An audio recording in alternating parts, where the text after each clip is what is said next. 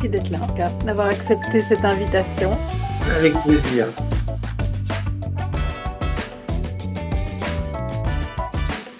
Il y a plus de 20 ans, tu as créé les éditions Asmodée et aujourd'hui, tu proposes un nouveau modèle. Donc j'aimerais bien que tu nous parles de ce cheminement, ce qui t'a amené à revoir et à proposer un nouveau modèle pour les éditions Asmodée Edern. Écoute, le cheminement est relativement simple, d'une banalité affligeante, parce que ce que j'ai vécu, la plupart des auteurs, des autrices belges le connaissent tôt ou tard dans leur carrière. C'est d'abord, là je te parle des années 80, années 90, la difficulté énorme de trouver un éditeur pour ces livres.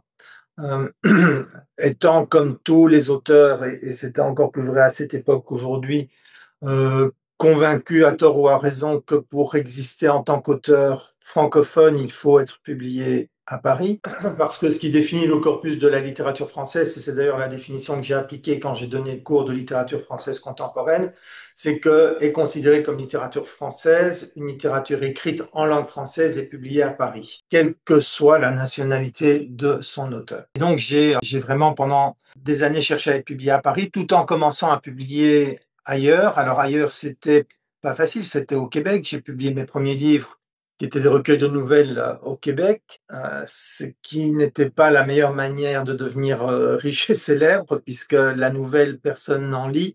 Et j'ai été distribué au Québec et très difficilement en Belgique, donc je n'étais pas connu au Québec et mes livres n'étaient pas disponibles ou à peine ici. Petit à petit, les choses ont évolué. J'ai eu un coéditeur d'abord en France, qui étaient les éditions Canva, et puis les éditions de Pierre Lelon, donc les éditions Corum en Belgique. Et puis, j'avais un manuscrit, Oublié Adam Weinberger, que je voulais absolument, dans lequel je croyais vraiment beaucoup. Et j'étais sur le point, après 10 ans, je l'ai achevé en 91, elle en était en 90, en 99. J'étais sur le point de le publier en coédition chez mon éditeur québécois à l'instant même et chez Pierre Lelon, quand tout à coup, j'avais une forme de refus grande comme ça. Il y a eu un changement dans l'équipe qui dirigeait Fayard. Il y a une porte qui s'est ouverte via un conseiller que je connaissais. Et là, en une semaine, j'ai eu mon contrat. Et donc, j'ai été publié chez Fayard. Il y a eu Oublié Adam Weinberger. Et puis, il y a eu Retour à Monte Carlo, qui a été un gros succès. On a vendu en plus de 100 000 exemplaires. Donc, et je me suis dit, ça y est, j'y suis. Yeah! Ça va rouler. La patience avait payé. Oui, Et la persévérance. Ouais. sauf que, comme le dit Aragon, rien n'est jamais acquis à l'homme, ni sa force, ni sa faiblesse. Et quand il croit serrer son bonheur, il le croit. J'ai jamais voulu être enfermé dans quoi que ce soit. Après Retour à Monte Carlo, si j'avais été malin, entre guillemets, j'aurais continué tout de suite dans cette veine. Mais je savais qu'il y en aurait d'autres. J'avais pas envie de me faire enfermer dans cette image d'Italie, même si j'adore l'Italie. Et j'ai, juste après ça, et Claude Durand, qui était mon éditeur, était d'accord, publié un livre sous hétéronyme, qui était Baptiste Morgan, qui avait rien à voir. Mon voisin, c'est quelqu'un, c'est un roman tout à fait différent. Ça a un petit peu perdu la critique, mais j'ai continué, j'ai publié, puis je suis passé de Fayard chez Lattès, mais j'ai continué les romans italiens et d'autres romans. Ça marchait plus ou moins bien, ça n'a plus jamais marché comme Retour à Monte Carlo, mais j'avais des scores tout à fait honorables. Et puis, le monde de l'édition est un monde où, soyons clairs, vous êtes amis tant que les choses fonctionnent, et puis les gens bougent, et puis les gens partent, et j'ai suivi une éditrice qui a encore bougé, et puis je me suis retrouvé vers les années 2015, quelque chose comme ça, sans plus d'éditeur. À ce moment-là, je me suis dit, qu'est-ce que je vais faire? Est-ce que je vais me retrouver comme...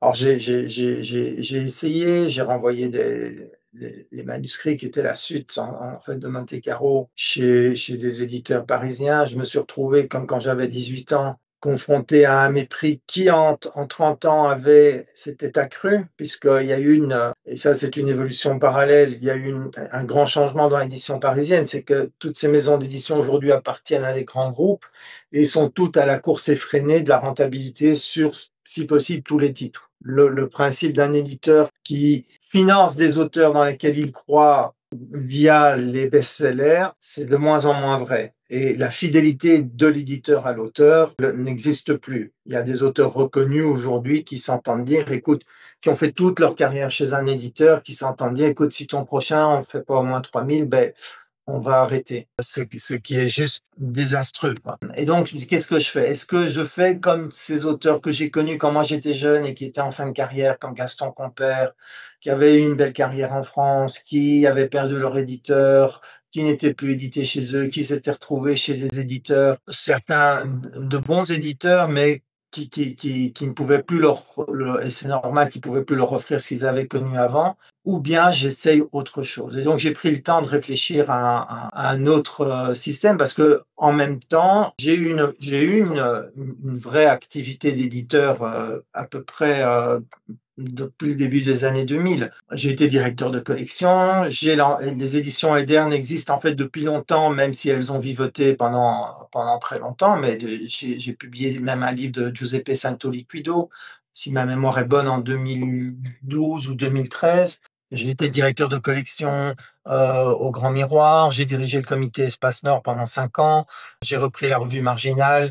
Donc, je sais ce qu'est l'édition. J'ai coordonné beaucoup de volumes collectifs. Enfin bon, donc j'ai, je pense, une vraie expertise.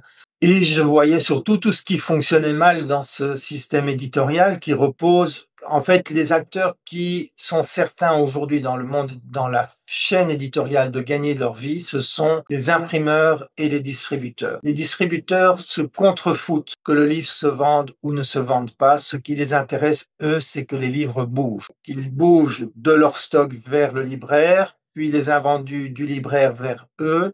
Ils se font payer à chaque fois, ils se font même payer quand ils détruisent les livres. Donc un système qui repose sur un gaspillage absolument monstrueux, de tirage excessif, de retour précipité, qui donne au surcroît au livre une durée de vie extrêmement courte, de 5 à 10 semaines maximum, et après ça, c'est fini, c'est mort.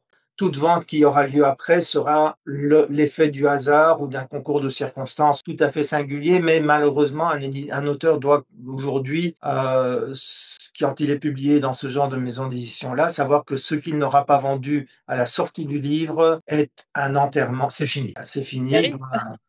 C'est terrible comme constat. Les chiffres que je donne ne sont pas, je ne les ai pas pris en mouillant mon doigt, c'est des chiffres du CNL et de professionnels. 70% des titres publiés à Paris aujourd'hui ne dépassent pas 1000 exemplaires vendus et 50% ne dépassent pas 500 exemplaires vendus. Avec des droits d'auteur de surcroît qui sont ridicules, qui commencent à 8%, c'est le taux moyen que le CNL a déduit. C'est encore plus ridicule, même si le montant est plus important sur le livre électronique, puisque là, le pourcentage moyen est de 11%, alors que la marge pour l'éditeur est énorme, vu qu'il n'y a pas de coût de fabrication. Alors, ils inventent plein de trucs, mais c'est faux. Ça, je peux vraiment dire, c'est faux. Hein, la fabrication d'un livre électronique ne coûte pas très cher, même si on le fait bien, et beaucoup sont mal faits. Beaucoup sont faits simplement en cliquant et le résultat est très approximatif. Mais c'est une industrie qui repose sur le papier. Oui. C'est une machine à vendre du papier. Hein, les grands groupes vont jusqu'à posséder même les forêts dont on tire le bois, avec lequel on fabrique le papier dans des usines qui leur appartiennent, qui vont servir à des imprimeurs qui leur appartiennent pour imprimer des bouquins à des éditeurs qui leur appartiennent et qui seront distribués par des distributeurs qui leur appartiennent et qui enverront les bouquins chez des libraires qui souvent leur appartiennent aussi. Donc, le livre n'est qu'une navette à générer du pognon. Et les vrais acteurs du livre, que sont l'auteur et l'éditeur, sont ceux qui gagnent le moins et qui prennent tous les risques. Écrire un livre, ça peut prendre des années. Publier un bouquin, c'est beaucoup de travail. C'est, quand je donne les chiffres, 500 exemplaires pour la moitié des livres publiés en France avec toute la machinerie. Ça veut dire qu'un éditeur belge, quand il en vend 300, il est content. Et dernière étape, dernier clou du cercueil, c'est la mainmise sur la presse, parce que ces groupes possèdent aussi la presse, les médias, pas seulement la presse, les médias, avec un désintérêt croissant pour la littérature dans les médias publics et dans les médias indépendants. Si on regarde la place attribuée à la littérature, ça ne fait que reculer et cette place est absolument monopolisée par les productions des grands groupes, y compris en Belgique, où la presse parle rarement de ce que l'édition belge publie et avec beaucoup de retard. Pourquoi? Parce que les consignes dans les rédactions, c'est de parler de ce dont la presse française parle. Il y a un suivisme qui a toujours existé, mais qui ne fait que s'aggraver. On n'a aucune culture de la défense de notre production en Belgique. C'est absolument catastrophique. Le Québec a réagi totalement différemment. Il y a un vrai soutien à leurs publications, à leurs auteurs, à leur culture. Ça les a peut-être conduits à une forme de repli sur eux. Mais il y a une identité. Il y a une identité forte qui est évidemment aidée par la situation géographique. Nous, on est tellement à côté de la France que de ce point de vue-là, on est dans la France. Je veux rester maître de mon destin. Oui. Je veux plus donner les droits de mes bouquins à des gens qui vont pas les défendre comme moi j'ai envie. Et ce qui veut pas dire que je ferai mieux qu'eux, mais au moins j'aurais qu'à me plaindre de moi-même. Et donc, au départ, j'ai monté un projet de manière assez, on peut dire égoïste, mais j'ai récupéré tous mes droits auprès de mes éditeurs parisiens.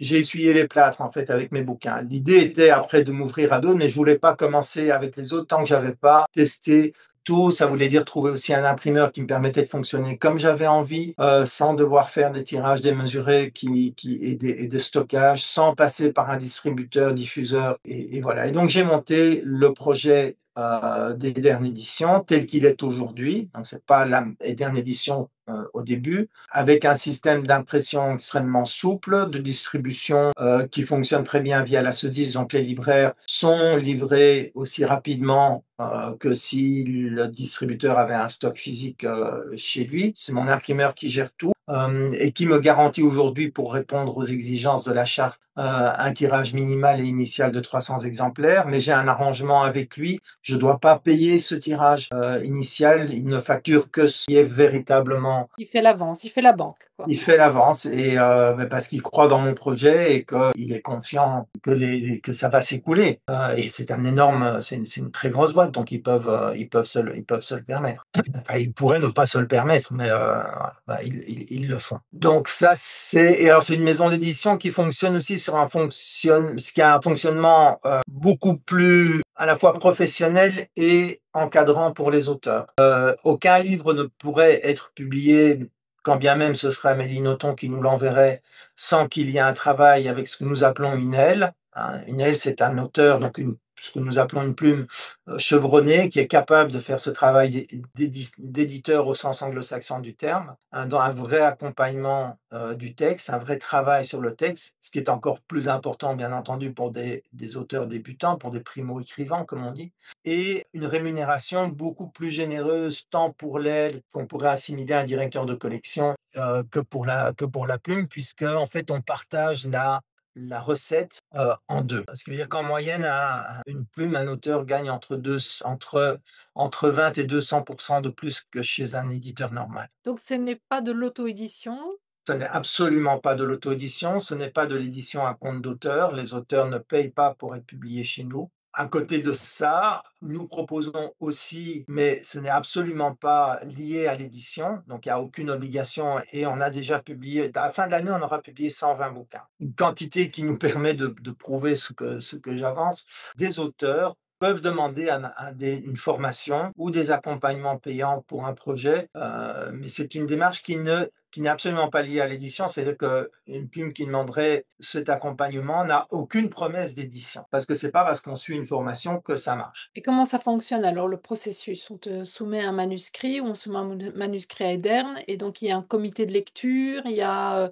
Jusqu'à présent, mais donc pour l'instant, j'ai fermé le robinet parce qu'on recevait trop de manuscrits et j'ai un programme, même en publiant beaucoup, qui est complet jusqu'en 2027. Donc pour l'instant, je réfléchis à un autre système et pour l'instant, on n'accepte plus de manuscrits.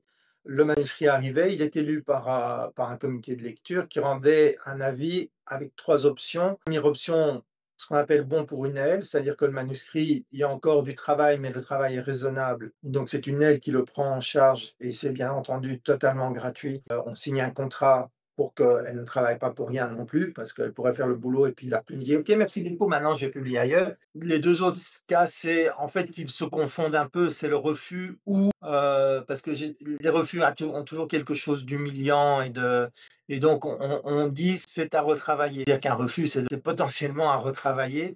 Et là, on rend un rapport de lecture extrêmement détaillé qui pointe les points positifs et les points à retravailler avec des suggestions de retravail qu'on envoie à l'auteur. On lui offre aussi un vade-mecum d'une dizaine de pages avec des conseils généraux et on leur dit, voilà, vous pouvez le retravailler tout seul et nous le resoumettre. Et là, pour l'instant, je suis en train de réfléchir comment, parce qu'on a déjà eu le cas, des gens d'abord, parfois, ils renvoient après 4 jours un nouveau manuscrit. Non, Ça va, c'est un peu rapide. ça n'ira pas. C'est trop rapide et c'est très difficile donc je dois mettre en place ce qui nous permet vraiment d'évaluer les changements. Si on est obligé, si on doit relire les deux pour se rendre compte des changements, c'est un boulot de dingue.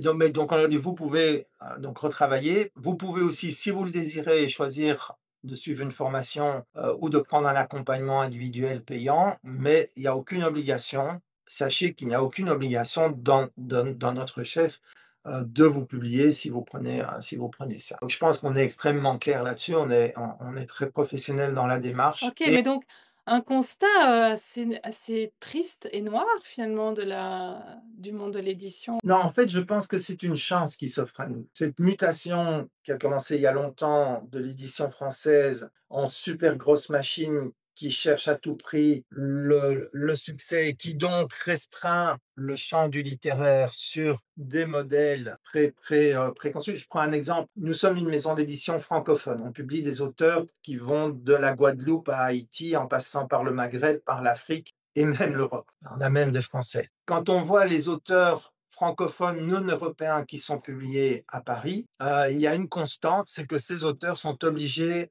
de répondre à l'image de l'Africain, du Maghrébin, donc d'avoir des thématiques que l'on attend d'un tel auteur, et d'aseptiser parfois considérablement leur langue pour que ce soit facile à lire pour un lecteur français moyen. C'est pas la francophonie, ça. Nous, on publie des auteurs africains, et ils conservent leur thématique propre. On a une auteure de la Martinique qui a publié un roman qui s'appelle La Bâtarde du Rhin, Monique Séverin, qui raconte une histoire qui s'ancre en Europe pendant la guerre. Alors, ça se passe aussi en Martinique, mais pas que. On va publier 2 romans, un de Ousmane Diarra, qui a été finaliste pour des prix majeurs à Paris, et qui publie chez nous son prochain roman, et un de Général Valsero, qui lui est un Camerounais, un rappeur camerounais qui a été en prison. C'est sur la situation politique en Afrique, mais ce sont des romans incroyables, mais qui ont gardé une authenticité dans la langue, dans la narration, dans le tempo. Si Ousmane Diarra vient publier chez nous, c'est bien parce que les éditeurs parisiens ne l'ont plus suivi, et qu'il n'a pas voulu castrer pour rentrer dans ce moule-là. Je reviens à ce que je disais, les marges sont de plus en plus grandes. Avant, on essayait de faire comme eux et ça ne marchait pas, bien entendu, parce qu'ils contrôlent tout, la distribution, la diffusion, les médias, et c'est de plus en plus vrai. Par contre, il y a des lecteurs qui sont en attente d'autre chose. On peut dire que ce sont des niches, mais les niches grandissent. Et ils vont même pas chercher, je pense, à nous contrôler parce que ça ne les intéresse plus. Oui, c'est parce qu'on a, évidemment, avec l'Internet, la communication est différente. On peut toucher un public Ouais. autrement. Oui, c'est pas facile pour autant, hein. L'efficacité des réseaux n'est pas une panacée, hein. Faut vraiment beaucoup, beaucoup, beaucoup boulotter, mais oui, effectivement, il faut travailler autrement. Et comment tu garantis la qualité de ce qui sort? Oui. J'ai 18 L qui travaillent, certaines plus que d'autres, en fonction de leur disponibilité, de leur accointance avec les textes. Ce sont des professionnels, ce sont des gens exigeants qui couvrent toute la francophonie aussi, donc ce ne sont pas que des Belges ou que des Français. Oui. Et je leur fais confiance. Pour moi, c'est essentiel. D'abord, j'aurais pas le temps de faire autrement. Oui. Et s'ils me disent qu'un texte est bon, je le crois et je le publie. Et mon mode de fabrication, mon mode de fonctionnement fait que le risque financier n'est pas énorme. Donc c'est plus un pari. Si le livre se vend, ben, tant mieux. S'il se vend pas, on va essayer quand même de tout faire et de le défendre dans la longueur. On a créé des outils aussi qui nous permettent de faire des campagnes Oui. constamment en réactivant notre fonds. en allant rechercher les manuscrits qui collent avec la thématique, etc. Donc, on utilise au maximum tous les outils que la modernité nous offre. Et comment, ce nouveau modèle ou ce changement de modèle a été, perçu et quelles ont été les réactions du monde de l'édition? Alors, du monde de l'édition, elles ont été très méfiantes, pour ne pas dire franchement hostiles, en majorité, pas toutes. Certaines étaient intriguées en se disant comment il va faire, surtout le fait que je donne des droits d'auteur tellement importants. Oui, Soyons clairs, c'est parce que moi j'ai mon salaire à côté que je ne dois pas en vivre, parce oui, qu'effectivement, les droits que je donne sont beaucoup trop importants si je devais vraiment veiller payer des salaires. à payer des salaires. Je paye un salaire. On a un employé, je fais pas tout seul, mais ouais, je ne peux pas payer plus pour l'instant et c'est pas mon but. Mais je préfère payer bien les auteurs, même si les ventes restent pour l'instant modestes, mais c'est le cas par cas. On a mis beaucoup de temps à expliquer notre projet aux libraires. Il y a eu beaucoup de résistance des libraires au début, surtout que sur Electre, ils voient impression à la demande et ils ont toujours l'idée qui historiquement est juste que l'impression à la demande, ça prend des semaines et que c'est moche. Aujourd'hui, il faut savoir, on le dit peu, mais même les grands éditeurs parisiens font un tirage important pour les succès, entre guillemets.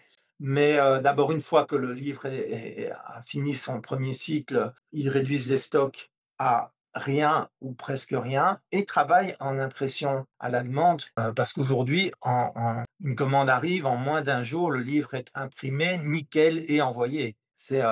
Oui, C'est c'est le nouveau instantané. modèle, c'est le nouveau modèle, on va Oui, c'est ça. Donc, je dis, c'est pas de l'impression à la demande, c'est de l'impression directe. Et on passe chez les libraires, on leur explique, vous allez être livré aussi rapidement que si le livre était en stock. Et puis d'ailleurs, on a ce stock initial maintenant qui oui, contourne cette difficulté, oui. mais ça prend du temps. Ça prend du temps. Il y a toujours de la méfiance par rapport à des nouveautés, surtout quand les nouveautés sont disruptives. Donc, il faut être pédagogue et patient. Oui, il faut changer les habitudes, en fait. Ouais. Je pense que quand on prend le temps d'aller leur expliquer, ils comprennent aussi qu'on va pas les enquiquiner pour les pousser à prendre, des piles de bouquins, que oui, on publie beaucoup de titres, mais ils choisissent ceux qu'ils veulent alors on essaye aussi de développer d'autres manières de promouvoir et de vendre nos livres en organisant des événements thématiques et ce que j'appelle multisensoriels, c'est-à-dire qu'il y aura des bouquins, mais il y aura de la musique, il y aura des expos, il y aura un bar, il y aura des dégustations. Donc, mettre tous les sens en jeu et je pense que ça, c'est une piste majeure parce que ça permet de rassembler des petits publics qui ne viendraient pas spécialement chez nous, mais qui, étant présents, vont se dire, ah tiens, ça c'est intéressant, ou je vais goûter cette bière, je vais lire ce livre, je vais acheter cette photo, je vais... Le livre plaisir.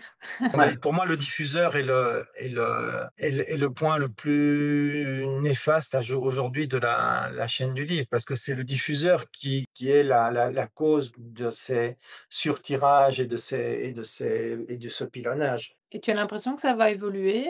Je pense que les grands groupes veulent aussi réduire ça Oui, oui. même si des éléments de leur groupe gagnent de l'argent, même sur la destruction, c'est quand même pas le meilleur système. Mais bon, moi, je suis pas à la tête d'Hachette, heureusement, ça m'intéresse pas. Enfin, maintenant, ça m'intéresse plus. Je regarde plus ce qu'ils font. J'essaie de voir ce que moi je fais et comment on le fait et comment on peut l'améliorer. Et le fait qu'il y ait, de plus en plus d'auteurs, de plus en plus de livres. J'ai jamais été d'accord avec cette idée qu'on publiait trop. Je Ouais. pense qu'on imprime trop, mais on ne publie pas trop. Et quand les gens me disent on publie trop, je dis ok, d'accord, dites-moi lesquels on ne publie pas. Dites-moi lesquels on ne publie pas. Un livre qui ne serait vendu qu'à 10 exemplaires, ben, si ça se trouve, ce livre va bouleverser la vie de quelqu'un. Et rien que pour ça, ce livre méritait d'exister. Impossible de savoir. C'est impossible de savoir. On a ces critères, et si selon nos critères, il y a 50 bouquins qui méritent d'être publiés, pourquoi est-ce qu'on dirait commercialement, on va publier que ceux dont on est sûr qu'on va les vendre? Ce qui est d'autant plus absurde, c'est que personne ne peut être sûr qu'un livre va se vendre. Il y a pas de recette. Il n'y a pas de recette. Comme on dit maintenant, J.K. Rowling a été refusé Oui, et oui. voilà. Donc voilà, les éditeurs sont des aveugles aussi, c'est-à-dire on a une intuition et on se trompe souvent dans un sens ou dans l'autre. L'erreur est le mode de fonctionnement majoritaire d'un éditeur. Et l'auto-édition alors dans tout ça? Je pense que l'auto-édition est un leurre, parce que oui, effectivement, il suffit de savoir plus ou moins faire une mise en page, et tous les outils sont proposés en ligne pour faire des couvertures plus ou moins réussies. Et puis votre livre est sur Amazon, et puis votre livre est un parmi 253 millions de titres. Et là, vous vous rendez compte que l'auto-édition, c'est pouvoir faire beaucoup de métiers différents. Et alors, ou vous commencez à payer des gens pour faire des choses pour vous et ça vous coûte un pont. Et en plus, vous vous rendez compte que ce n'est pas parce que vous payez très cher des gens que le succès arrivera. Donc, vous vous épuisez et puis ce qui était au départ une magnifique aventure devient juste un cauchemar, quoi. Et c'est très frustrant parce que vous y avez mis toute votre énergie, toute votre passion, parfois beaucoup d'argent pour un résultat catastrophique. Vous vous rendez compte que vos amis ne vont peut-être pas jusqu'à systématiquement acheter vos livres. Les chiffres sont terribles, hein. Vous avez 10 000 amis sur Facebook. Vous envoyez, c'est des statistiques officielles que je donne là. Vous envoyez donc vous faites la publicité de votre livre. Sur les 10 000, il y a 4% qui vont cliquer sur le lien. Et dans les 4% qui vont cliquer, il y a entre 5 et 7% qui vont l'acheter. Donc ça veut dire sur 10 000, en gros, ça fait une personne. Oui. Pas en maison d'édition ou pas en fait. C'est Voilà. Ouais. Mais c'est encore plus rude parce qu'après, là, vous dites, ah, mais alors celui-là, il n'est plus mon ami. Sauf que vous oubliez que quand c'est un de vos amis qui vous sollicite pour acheter quelque chose, ben, vous ne le faites pas spécialement. Oui, sauf qu'on ne vend pas qu'à ses amis évidemment. Donc il y a pas mal d'auteurs quand même en auto-édition qui continuent, qui poursuivent, qui ont vendu, des 1 000 exemplaires, Oui, mais 10 000 c'est tout exemplaires. à fait vrai. On parle toujours de ceux-là pour ne pas parler de ceux qui en ont vendu 5. Et ceux qui vendent sont dans des genres assez particuliers, comme la romance, sont des genres très codés, très en vogue, et où effectivement, et on le voit bien dans les salons, soit Mmh. le salon de Mons ou le salon même la foire du livre de Bruxelles, les files c'était nouveau cette année, il y avait les romances, les files pour les romances étaient plus longues que celles d'Amélie Nothomb. Donc c'est intriguant, et puis en attendant, c'est comme ça, c'est tout. Donc, mais c'est archi codé, hein, la romance, il y a des archétypes comme il y en avait pour la collection Harlequin avant. Donc c'est un type de littérature Que tu ne publies pas, toi? que je que je publie pas, mais maintenant j'en aurais un qui viendrait chez nous et qui me semblerait intéressant parce que je pense que tout n'est pas acheté là-dedans. Je ne m'interdis pas d'en publier, mais ça c'est pas encore présenté. Par exemple, on publie beaucoup de poésie. Je pense que de facto, en 1 an et demi, on est devenu quantitativement et je pense aussi qualitativement un des principaux éditeurs de poésie en Belgique. Francophone, parce qu'on n'a pas évidemment Pas que belge. et là encore moins, on n'a pas que des Belges. Et c'est parce que j'ai Éric Brognier, qui est un spécialiste et un grand poète, et Jean-Luc Rarimanana aussi, qui lui couvre plutôt l'Océanie, l'Afrique et le Maghreb. Donc les deux ensemble font que j'ai les atouts pour avoir une excellente collection de poésie que je ne serais pas capable de diriger moi-même, puisque j'aime beaucoup la poésie, mais je suis incapable de dire si c'est publiable ou pas publiable. L'importance de s'entourer, Ouais, développer un réseau. absolument. Cette idée aussi, voilà, de ce réseau, du partage et de l'entraide entre auteurs, entre éditeurs. Alors, c'est pas évident parce que l'auteur n'est pas un être de groupe. On dit souvent que les auteurs ont un ego surdimensionné. Alors, c'est vrai, mais je pense que c'est vrai pour beaucoup de créateurs. Que c'est peut-être une condition, enfin, j'en sais rien, mais ça fait longtemps que que j'ai essayé de faire des associations d'auteurs, etc. Mais c'est pas du tout impossible. J'ai pris la présidence de PEN Belgique. J'ai quand même 14 auteurs et autrices qui m'ont suivi. On a des beaux projets, on fait des chouettes activités, mais pas dans le but de nous auto-promouvoir. C'est vraiment pour défendre les libertés d'expression, les auteurs en danger, faire découvrir la vaste francophonie. Ouais, en tout cas, ça m'amuse et ça m'intéresse. Oui. Quels sont tes objectifs? Qu'est-ce qui aujourd'hui te donne envie de te lever le matin et qui t'anime Ben, j'adore ce boulot. J'ai envie de créer quelque chose de pérenne et de reconnu. reconnu par le monde littéraire belge, par Par le monde, par la francophonie. Donc, Et même plus largement, parce qu'on va aussi commencer à publier des traductions, essentiellement en anglais. Donc, on va publier des auteurs en danger, ça c'est en association avec PEN francophone. On va publier un auteur géorgien, un poète géorgien, en anglais, en français et en géorgien. On va publier une thèse d'une Guinéenne en espagnol, en anglais et en français. On va publier un roman birman en anglais et en français. On va publier une poétesse ukrainienne en français. On a envie d'être une maison d'édition internationale, en fait.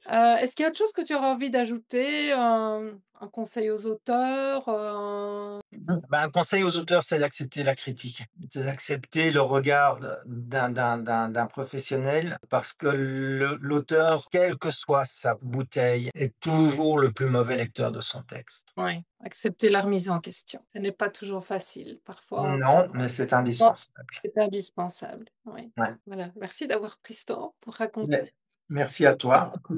Longue vie aux éditions Eder et à tous c'est tes gentil. projets. Merci Et beaucoup.